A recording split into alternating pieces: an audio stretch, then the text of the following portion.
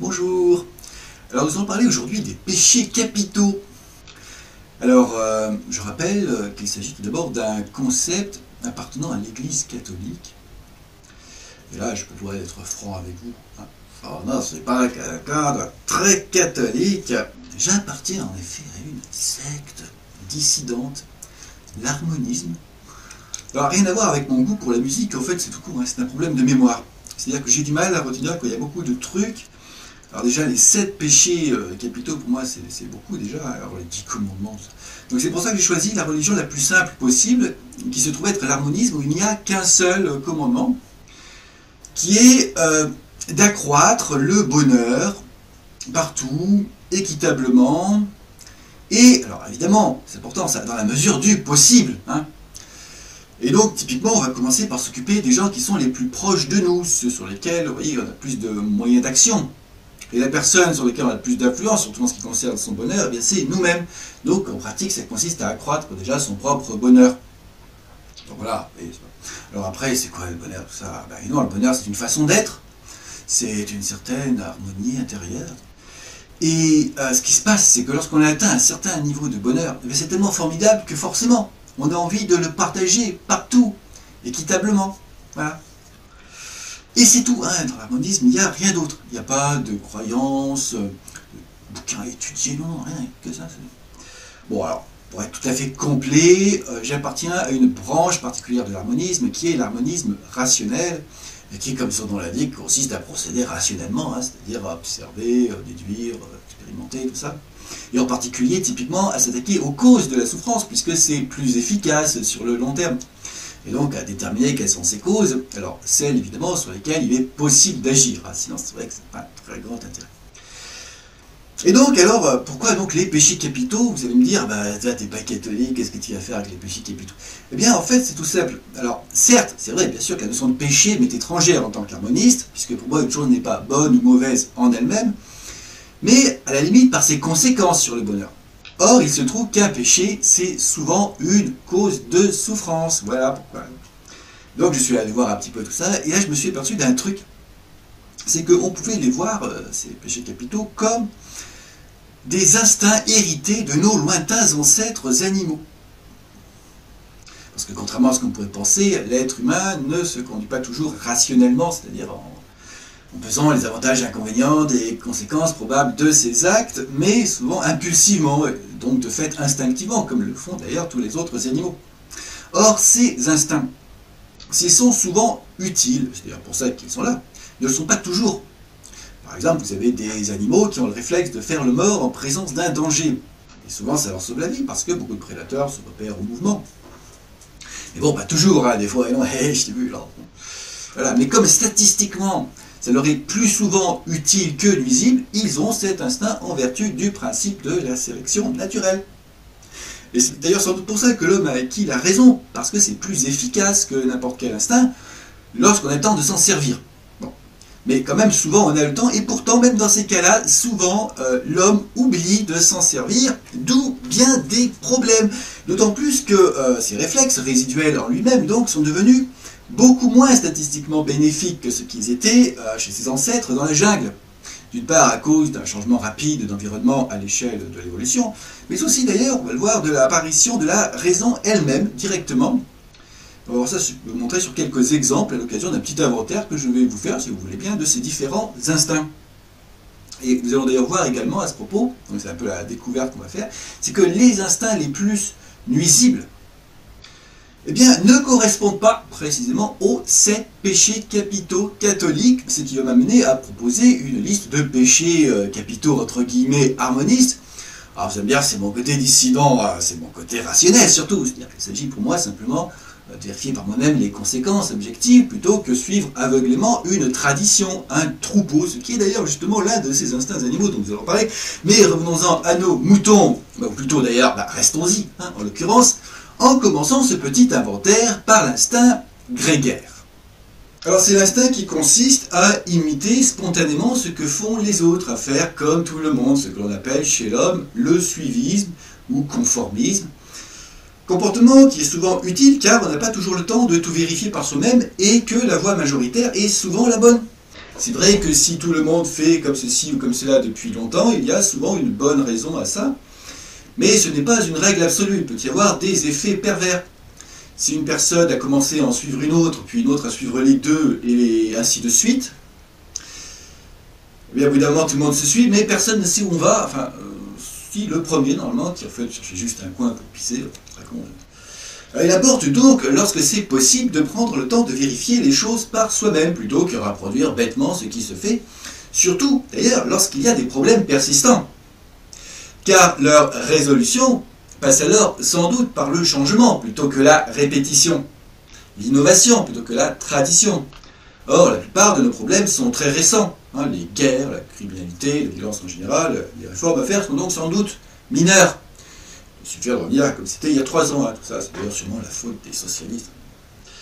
Il importe donc de dénoncer cette forme particulière de conformisme qui est le conservatisme, qui porte à considérer ce qui est ancien, traditionnel, comme bien en soi. Et pourquoi c'est bien? Mais parce que c'est important, c'est les traditions, quoi. Et à l'inverse, à rejeter ce qui serait trop nouveau, qui n'a jamais été fait. Mais personne n'a jamais fait ça, ça n'a jamais existé, donc ça n'est pas possible. Voire à dénigrer ou rejeter ceux qui innovent vraiment, je veux dire dans les domaines importants, qui sont forcément donc considérés comme des hurluberlus ou des extrémistes. Vous vous rendez compte, des gens qui ne sont pas dans la moyenne, donc les extrêmes forcément, extrémistes. Et cela renforce le problème à cause d'une autre tendance instinctive en nous-mêmes, notre dépendance au jugement d'autrui.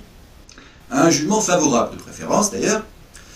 Cet instinct là encore a son utilité qui est que pour mériter un jugement favorable, il est généralement nécessaire de bien se comporter.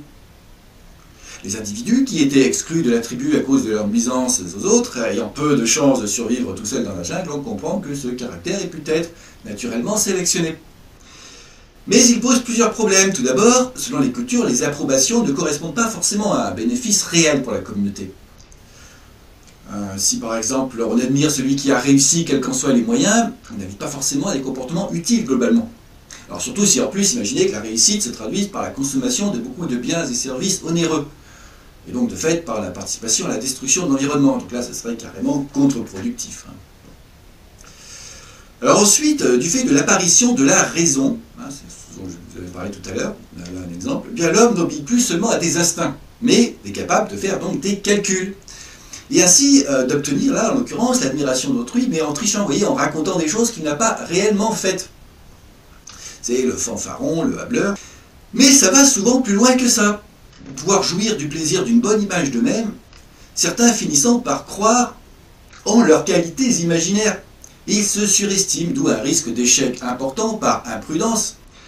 Et vous aurez sans doute d'ailleurs reconnu là le péché d'orgueil. Alors, petite parenthèse là, entre nous, quand je ferai ça veut dire qu'il faut deviner un péché capital. Alors, c'est pour histoire de ne pas en oublier, je rappelle, donc on en a trouvé un, il en reste donc 6. Voilà, pas s'endormir aussi. Mais le plus gros problème ici, d'ailleurs, n'est pas tant l'orgueil au sens strict, celui qui s'estime supérieur, ce qui est plutôt risible, je trouve d'ailleurs, que la répugnance à reconnaître ses défauts à cause donc d'une peur trop forte d'un jugement négatif d'autrui, et par extension d'une mauvaise image de soi. Ce que l'on pourrait appeler, c'est pas l'orgueil négatif. Premièrement, parce qu'il s'agit là d'une souffrance immédiate, tandis que l'orgueil est un plaisir, lui, ce qui est moins gênant pour le bonheur tout de même, a priori. Et ensuite, plus sérieusement, parce qu'on va plus long terme, eh bien, ce travers empêche l'amélioration de soi-même, la guérison de ses propres défauts, puisqu'il faudrait d'abord en reconnaître l'existence pour cela. Il s'agit donc là d'un défaut majeur, dans la mesure où il maintient dans tous les autres, et lui-même en particulier. De plus, c'est un fait que nos défauts sont souvent mieux détectés par les autres que par nous-mêmes, d'où l'intérêt qu'il peut y avoir à bénéficier de leur aide à ce sujet. Or, un orgueilleux négatif va non seulement refuser de prendre en compte des signalements de ses défauts, mais va même avoir tendance à se fâcher contre leur auteur, ce qui entraîne d'ailleurs d'autres problèmes. Il va prendre une aide pour une attaque, ce qui est évidemment tragique. Alors c'est ce qu'on appelle, ça vulgairement, la susceptibilité, qu'il importe donc de dénoncer, pour un harmoniste rationnel en tout cas, avant l'orgueil, proprement dit. C'est pourtant le contraire qu'a fait visiblement l'Église catholique, et pas seulement elle, je n'ai rien contre l'Église catholique. Regardez, il existe très peu de mots pour désigner ce défaut. J'ai juste trouvé susceptibilité, Et j'ai inventé le concept d'orgueil négatif. Et susceptibilité, c'est pas vraiment simple. Ça implique une certaine colère, c'est au niveau étymologique, c'est un peu trop général, je trouve. Alors, tandis qu'il existe une bonne dizaine de mots pour désigner l'orgueil, sous-entendu donc positif, pratiquement tous péjoratifs d'ailleurs. Alors, peut-être, je sais pas, parce que les gens se sentent diminués par ces orgueilleux, vous voyez, pourquoi? Sinon, à cause de peut-être de leur orgueil négatif, alors, intéressant. Mais revenons-en, donc, si vous voulez bien, à des tendances plus basiques, et donc à nos moutons, non, je ne les ai pas oubliés. À quoi consacrent-ils l'essentiel de leur temps? À brouter. La tendance à vouloir manger quand on a faim, assez générale dans le règne animal, est évidemment très utile pour la survie, je ne vais pas m'étendre là-dessus. Mais, tout comme les moutons un peu, nous avons tendance à grignoter, plus que de raison, spécialement d'ailleurs des mets gras ou sucrés, bref, particulièrement caloriques, ce qui nous amène à engraisser, d'où quelques petits inconvénients esthétiques, voire de santé. Pourquoi ce penchant? Eh bien tout simplement parce que cela a permis à nos ancêtres de résister plus longtemps aux famines grâce aux stocks de graisse ainsi constitués. D'où l'utilité de la gourmandise, que l'on devrait plutôt appeler gloutonnerie, mais bon, on va pas chipoter là. Alors, sauf qu'aujourd'hui, grâce au progrès technique, un changement rapide d'environnement là, le risque de famine a pratiquement disparu, alors du moins dans les pays dits riches, de sorte que cet instinct y est plus nuisible qu'autre chose. Quoi qu'il en soit, ce péché reste assez mineur si l'on compare ses nuisances à celles occasionnées par d'autres. Et à propos de stock, il existe une autre stratégie de survie dans le règne animal.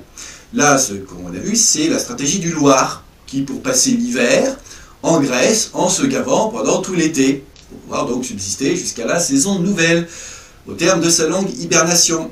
Mais vous avez aussi l'écureuil, qui lui n'hiberne pas, mais fait ses stocks du coup en quelque sorte à l'extérieur de son corps, en planquant des noisettes ça et là, pour ne pas être pris donc au dépourvu lorsque survient la bise. C'est aussi celle des abeilles, dont le miel stocké en rayon leur sert à passer l'hiver, et des fourmis, pareil, qui d'ailleurs, les fourmis, contrairement à une idée reçue, sont bien prêteuses vis-à-vis de leurs congénères, tandis que la cigale meurt après avoir chanté tout l'été. Donc, pas besoin de lui prêter quoi que ce soit, et sûrement pas quelques grains pour subsister jusqu'à la saison nouvelle qu'elle ne connaîtra pas, puisque les cigales, de toute façon, ne mangent pas de graines, ni de vermisseaux d'ailleurs. Alors, donc cette tendance à faire des stocks, à amasser, à conserver, nous l'avons aussi. Et c'est bien sûr, vous l'avez sans doute reconnu, l'avarice. Péché dont on peut se demander d'ailleurs quelle est la nuisance, franchement. Y compris et surtout dans son sens plus général de souci pour sa survie. En particulier aujourd'hui où nous devons veiller à économiser les ressources naturelles, vous savez, pour les générations futures, pour assurer en fait la pérennité de notre espèce. Et de quelques autres en passant, ce serait sympa aussi pour elles. Bon. De plus, lorsque ce qui est amassé est de l'argent, direz-vous, notons bien que ce n'est pas le fait de conserver son argent qui est nuisible, mais bien plutôt de l'utiliser en consommant des biens et services. Car c'est alors que l'on participe éventuellement à la destruction donc, de l'environnement, mais aussi que l'on sollicite, dans l'absolu, un travail souvent pénible et peu utile de la part d'autrui, dont l'énergie gagnerait souvent à être utilisée à autre chose, comme par exemple, je ne sais pas moi, à aider les gens qui connaissent encore la famine. Alors certes, comme en tout, il peut y avoir des excès, bien sûr, si quelqu'un amasse des trucs qui ne servent à rien au point qu'il manque de place au bout d'un moment pour pouvoir circuler chez lui, évidemment, il faut rester raisonnable. Et d'ailleurs, à ce propos, passons à la reproduction. Tendance fort utile, a priori, puisque nécessaire à la perpétuation de l'espèce. Sauf qu'aujourd'hui, assurer la survie de l'espèce humaine par le maintien d'une natalité élevée pour compenser une forte mortalité, n'est plus à l'ordre du jour, car la mortalité a diminué grâce au progrès technique, et qu'au contraire, il s'agirait plutôt d'ailleurs de limiter la population pour éviter la catastrophe écologique. Les rapports sexuels semblent donc poser un problème, mais seulement lorsqu'ils se traduisent par la procréation, au-delà du moins de 2 enfants par personne. Cependant, de nos jours, il n'est pas difficile de limiter malgré tout les naissances, en prenant quelques précautions désormais disponibles, là encore, grâce au progrès technique. Et de plus, chez notre espèce, les rapports sexuels, ne l'oublions pas, n'ont pas pour seule fin la reproduction, Sinon, ils ne seraient pas aussi fréquents. Chez beaucoup d'espèces, ils n'ont lieu qu'une seule fois dans la vie, ou pendant une courte saison, généralement vers la fin de la vie, comme chez la cigale d'ailleurs, qui chante dans ce but, non pas tout l'été, mais pendant les 2 dernières semaines de son existence, dont la majeure partie se déroule sous terre. Les galipettes servent essentiellement, donc chez nous, tout comme chez nos proches cousins les singes, à la consolidation des liens et à l'apaisement des tensions au sein du groupe, qui peut se réduire à un couple, même si ce n'était pas le cas le plus fréquent chez nos ancêtres qui devaient s'unir pour survivre dans la jungle. Je ne vois donc pas trop où est la nuisance, là encore, de ce prétendu péché de luxure. D'où je rappelle la définition, soyez rigoureux, donc selon l'Église catholique, la référence à la matière ici. La recherche du plaisir sexuel isolé des finalités d'union et de procréation. C'est avant tout une source de plaisir, me semble-t-il, qui, contrairement à la gourmandise, n'a pas d'incidence sur la santé. Ou alors plutôt dans le bon sens, d'ailleurs, aux dernières nouvelles. Certes, il y a des souffrances en rapport avec tout ça, mais il faut clairement en identifier les causes, qui sont les attentes bien précises, des déviances très particulières, ou encore les instincts de domination ou de possession, dont nous aurons d'ailleurs l'occasion de reparler. S'il n'y avait que la recherche du plaisir avec un minimum, certes, d'attention et de précaution, clairement, il n'y aurait aucun problème, au contraire. Notons aussi à ce niveau l'instinct de parentalité, là encore globalement bénéfique, mais même là il peut y avoir des nuisances, comme avec ces cas de femmes qui veulent des bébés ou de parents qui se déchirent pour la garde de leurs enfants. Dans les instincts vitaux, citons également celui de respiration, d'évitement de la douleur, du froid, mais aussi de la fatigue. Se reposer lorsqu'on est fatigué est évidemment bénéfique. Il n'y aura donc pas non plus pour moi de péché de paresse. Bien au contraire, le fait de faire une pause de temps en temps est bien souvent bénéfique, car nous amenons à mieux penser à ce qu'il faut faire, voire à se recentrer sur ce que l'on souhaite vraiment. C'est donc plutôt là un moyen d'échapper à l'emprise de certains instincts nuisibles et donc de sortir du péché. D'autres instincts très répandus dans le règne animal concernent notre réaction à la perception de quelque chose d'inhabituel, et en particulier d'un bruit, d'un mouvement, car cela peut signifier la présence d'un autre animal, vous voyez, dans la jungle, pouvant être une proie désirable, évidemment, on va l'atterrer, bien sûr, ou un dangereux prédateur. Là aussi, on va beaucoup l'atterrer, là, quand même. D'où notre première réaction qui consiste alors à s'arrêter, à faire silence et à porter toute notre attention en direction du signal, de façon à déterminer de quoi il s'agit. Et c'est ainsi qu'instinctivement, notre regard est captivé par tout ce qui bouge, qui sort de l'ordinaire, qui est un peu violent même. Cela est évidemment très utile dans la jungle, on vient de voir, mais de nos jours, nouvel environnement, cela se traduit essentiellement en pratique par le fait que nous sommes captivés, voire hypnotisés par des choses qui n'ont d'autre fin que de nous manipuler, ou qui, du moins, nous éloignent bien souvent de ce qui serait préférable pour notre bonheur à long terme, comme activité. Et je pense là en particulier à ce qu'on appelle les écrans, mais aussi, bien sûr, aux messages publicitaires sous leurs diverses formes, qui alimentent en passant d'ailleurs la surconsommation et ses nuisances.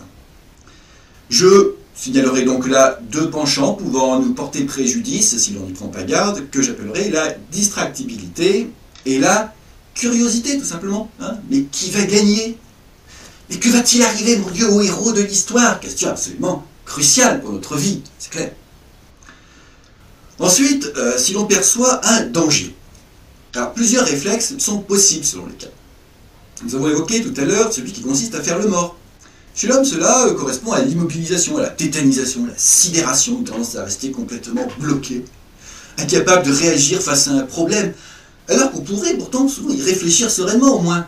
Mais bon, c'est peut-être là une possibilité récente de l'évolution qu'on n'a peut-être pas toujours le réflexe de faire. Et du coup, on opte facilement aussi pour un autre réflexe voisin, la fuite.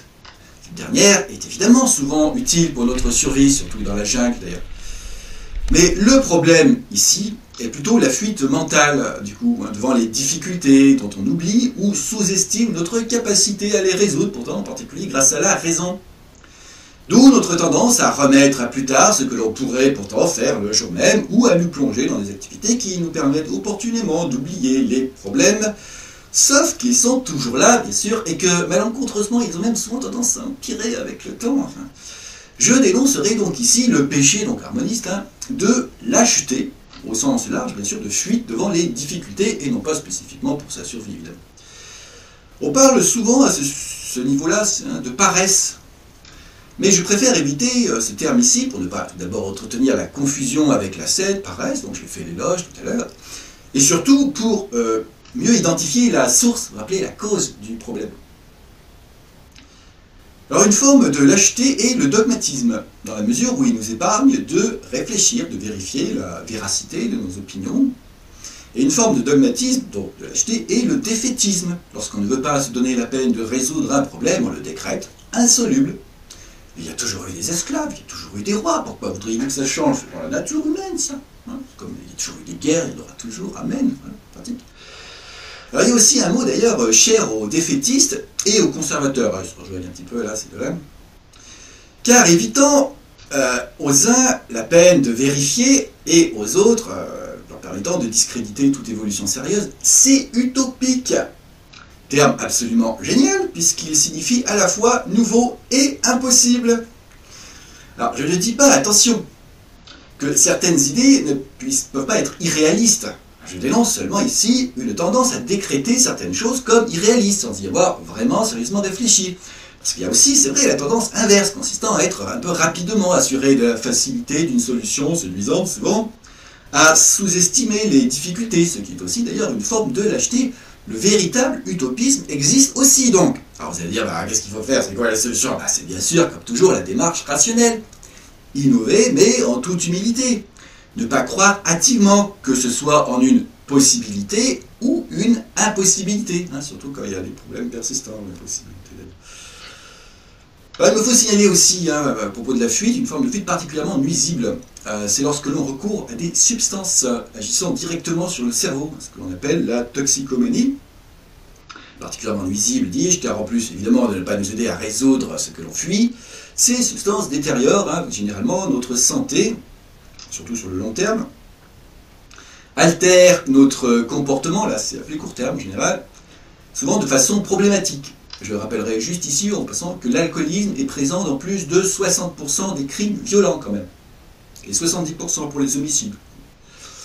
Et induisent donc ces substances aussi, vous savez, une dépendance et une accoutumance à l'origine d'un cercle vicieux. Plus on en prend, plus on est porté à en prendre, de sorte qu'insidieusement les nuisances, y compris à long terme, comme pensée négligeable, tout ça, finissent par ne plus l'être du tout négligeable, d'où évidemment le piège. Bien. Alors, autre réflexe encore en présence d'un danger, le cri. Ce que l'on appelle le cri d'alarme, bien connu chez de nombreux animaux, utile pour l'espèce, car avertissant du danger les congénères situés à proximité. Et de là vient sans doute chez nous notre tendance à crier, à jurer, à râler au moindre problème, dont l'effet est aujourd'hui, il faut bien le reconnaître, quand même plus nuisible qu'utile en général. Je dénoncerai donc ici le péché de râlerie. Autre réflexe aussi voisin, en particulier lorsque la fuite n'est plus possible ou que l'agresseur est typiquement moins fort que nous, c'est l'agression. Dans la jungle, il pouvait s'agir simplement d'impressionner à la limite l'adversaire, y compris par des cris, mais aussi de le battre, voire de chercher à le tuer. D'où notre tendance à manifester en présence de problèmes une certaine violence, un comportement qui, là encore, n'est plus très utile dans le monde moderne. Donner un coup de pied dans l'ordinateur ne règle généralement pas la panne. Certains reconnaîtront peut-être là le péché de colère. Quoique le terme colère est impropre ici, selon moi, puisque nous ne parlons pas ici d'une émotion, mais d'une tendance à un type de comportement. Pareil. Je parlerai donc plutôt d'irascibilité, d'autant plus d'ailleurs que le sentiment de colère peut être utile, lui, lorsqu'il se traduit par une action adaptée pour résoudre le problème. Lorsque l'objet de l'agression colérique, cas particulier, se trouve être un congénère. Alors non seulement celle-ci ne règle que rarement le problème, surtout sur le long terme, mais cette agression a plutôt tendance à en créer d'autres, parce que notre victime a tendance à nous agresser en retour, éventuellement plus tard. Et c'est d'ailleurs là un autre réflexe, celui de vengeance. Nuisible également, car chacun du coup se vengeant de la dernière vengeance de l'autre, cela donne lieu au fameux cercle vicieux de la violence, qui a parfois un peu de mal à s'arrêter. Voilà pourquoi il nous faut clairement dénoncer ici ce que j'appellerais la vindicativité.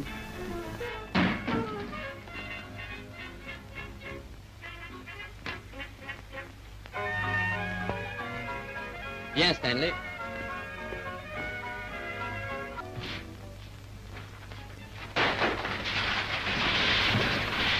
D'autant plus ici que, de par la puissance actuelle de notre espèce, due à son intelligence pratique, en particulier aux armes qu'elle a pu inventer, les dégâts, les souffrances, dus à la violence entre humains peuvent être aujourd'hui considérables.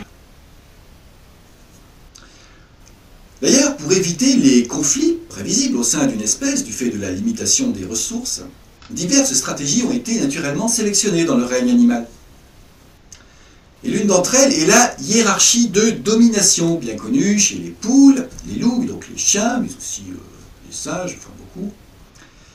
Et à ce propos, d'ailleurs, je voudrais revenir encore sur, excusez-moi, une idée reçue concernant les fourmis. Non, les fourmis, ce n'est pas un exemple d'organisation hiérarchique. Elles n'obéissent pas à des ordres de leur reine, en l'occurrence, mais à des instincts. Et les transmissions d'informations se font, donc chimiques là, se font dans tous les sens, y compris donc des ouvrières vers la reine. Chez les espèces recourant donc à cette stratégie, donc les individus établissent pour une longue période une hiérarchie entre eux, de façon à ce qu'au lieu de se battre à chaque occasion, eh bien, les inférieurs cèdent instinctivement aux supérieurs. Et pour rappeler à l'ordre d'éventuels étourdis, les supérieurs usent de signaux particuliers, déclenchant d'ailleurs souvent instinctivement la soumission. Cette hiérarchie a généralement été établie au moyen de jeux, de combats ritualisés, au terme desquels, instinctivement, là encore, le perdant a reconnu la supériorité du gagnant.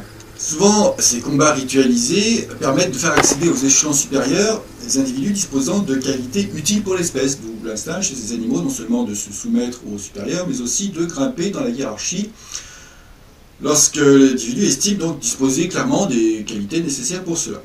Mais bon, cela n'arrive pas tous les jours. Ces instincts, tout naturellement, se retrouvent là encore chez l'homme. Sauf que, dans ce cas-là, ils rentrent en conflit avec la raison, on va voir. En effet, l'inférieur humain, contrairement à son homologue canin, sait qu'il n'a pas forcément intérêt à céder au supérieur. De sorte que les conflits occasionnels que la hiérarchie était censée éviter vont quand même avoir lieu, souvent en tout cas. Mais en plus, du coup, vont s'y ajouter ceux pour la position hiérarchique, un petit peu le bordel. Et de même, l'être rationnel sait qu'il n'a pas forcément intérêt à respecter les règles du combat ritualisé, mais intérêt bien souvent à tuer même l'adversaire. Et de même, il sait qu'il n'a pas forcément intérêt à s'incliner aux signes de supériorité. L'humain qui aspire à une position dominante va donc souvent devoir recourir à la violence, à la menace. Bref, chez nous, la hiérarchie ne peut pas être, c'est clair, un facteur d'harmonie, car elle a besoin de la contrainte pour exister, et elle ne fait qu'ajouter, comme on le voit, de la violence à celle qui existe déjà. D'autant plus que l'être humain n'agissant plus que par instinct, donc, va souvent être tenté de, parce que ça marche un peu des fois, de se comporter en dominant, car c'est évidemment son intérêt, il le sait, vous voyez. Et il va du coup user abondamment de signes exprimant sa supériorité, enfin pour rappeler son éventuel statut, ce qui est pas mal. Mais aussi, lorsque cela ne suffit pas, ce qui est fréquent, comme nous venons de le voir, eh bien, il va recourir à la menace ou au chantage pour obtenir ce qu'il veut, voire à la répression. Mais il s'agit là d'un intérêt à court terme. En effet, cela généralement se traduit par du ressentiment chez les autres qui finissent par se venger d'une façon ou d'une autre, ou dans le meilleur des cas par nous quitter. Il suffirait pourtant bien souvent de leur expliquer pour obtenir de leur part un véritable consentement. Mais cela est plus laborieux, c'est vrai, il faut prendre le temps de discuter. Or, on n'a pas forcément appris à le faire agréablement ni efficacement. Je dénoncerai donc ici le péché, quand même, d'autoritarisme. L'autoritarisme étant d'ailleurs d'autant plus violent qu'il repose sur la peur d'être dominé. Chez quelqu'un qui n'a pas forcément appris qu'il existait d'autres modes relationnels possibles que la hiérarchie. Alors, chez les animaux, où existe cette stratégie, donc la hiérarchie, cette dernière ne fonctionne qu'au sein de petites communautés, car elle nécessite en pratique, vous voyez, que tous les individus se connaissent. Mais chez l'homme, grâce à une invention géniale, le système pyramidal, elle a pu prendre de l'ampleur. Dans ce système, chaque gradé a autorité sur ceux de rang immédiatement inférieur, qui sont éventuellement effectivement en nombre restreint, mais vous voyez que le nombre de personnes totales sous ces ordres croît exponentiellement avec son grade. Et cela permet du coup à certaines personnes de régner sur un très grand nombre d'autres, en faisant appliquer leurs ordres grâce à une police ou une armée. Cela fonctionne donc grâce à la force considérable de ces instruments humains, la peur de la répression donc, mais aussi, dans une moindre mesure, grâce à l'instinct de soumission et à l'orgueil et l'autoritarisme de chacun des gradés intermédiaires, satisfait du petit pouvoir qu'il tire de ce système. Mais le pouvoir à la disposition des individus au sommet de la pyramide est tellement considérable que cela pose un certain nombre de problèmes. D'une part, ces places sont aussi désirables qu'elles sont rares, d'où une compétition féroce pour y accéder. Et ensuite, du coup, vous voyez, pour pouvoir y accéder, leurs titulaires ont souvent dû commettre des violences, susceptibles d'attirer sur eux une vengeance redoutable lorsqu'elle sera possible, c'est-à-dire lorsqu'éventuellement ils redescendront du sommet de la pyramide. Ils vont donc tout faire pour y rester, évidemment, vous voyez, au sommet, y compris en commettant les pires violences, d'où un cercle vicieux. Et ils vont souvent s'en prendre d'ailleurs à la liberté d'expression, pour éviter bien sûr toute remise en cause de leur pouvoir, d'où le phénomène assez récurrent même dans notre histoire de tyrannie. Alors, notez bien que cette hiérarchie pyramidale est un phénomène politique et pas seulement psychologique. Elle ne découle pas seulement de tendances animales de façon nécessaire, mais aussi, en fait, elle est liée à des conventions sociales. Toutes les sociétés humaines ne s'organisent pas ainsi, bien sûr, et elles peuvent d'ailleurs s'organiser comme elles le veulent. Par exemple, certaines ont introduit la possibilité de choisir les chefs par l'ensemble de la population.